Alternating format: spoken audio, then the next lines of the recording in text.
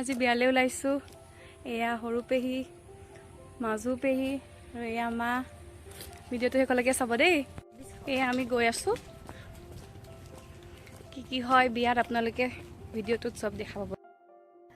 আৰু এয়া হৈছে আমাৰ গাঁৱৰ মাজৰ ৰাস্তা। বিয়া মানে আমাৰ খুৰাৰ ছোৱালীজনীৰ তুলনি বিয়া। ৰিচেপশ্যনে দিছে আজি। এয়া মাহেঁত আগে আগে গৈ আছে আৰু বতৰটো ইমানেই বেয়া নহয়। আৰু ৰাস্তাটো চাওকচোন, মানে বোকা গোটেই ৰাস্তা। আৰু এয়া আমি বিয়া ঘৰ আহি পালোহি।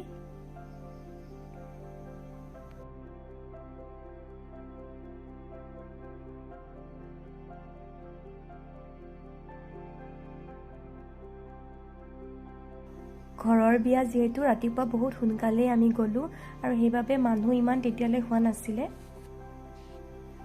এয়া আইতাই সকলোকে তামোল দি আছে।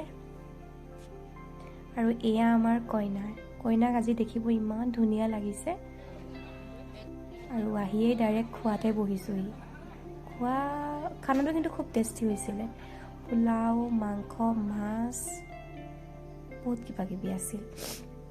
আৰু এয়া দিনৰ ভাগত বিয়া ঘৰত মানুহ ভৰি পৰিছে গোটেই।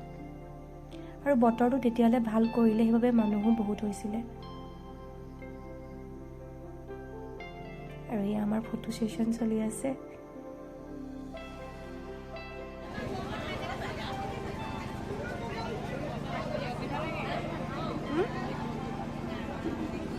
হাই কৈ দিয়ক, হাই কৈ দিয়ক, কৈ দিয়া বঢ়িয়া।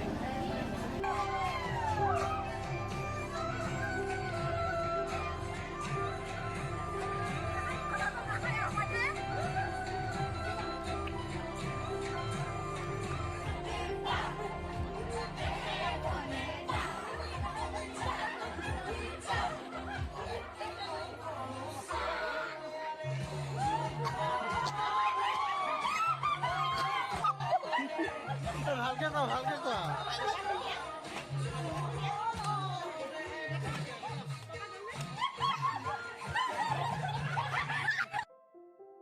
আৰু বিয়াত সকলো বোৱাৰী ছোৱালী সকলোৱে মিলি ইমান ফূৰ্তি কৰিলোঁ নহয়। সকলোৱে এপাক হ'লেও নাছিলোঁ মানে।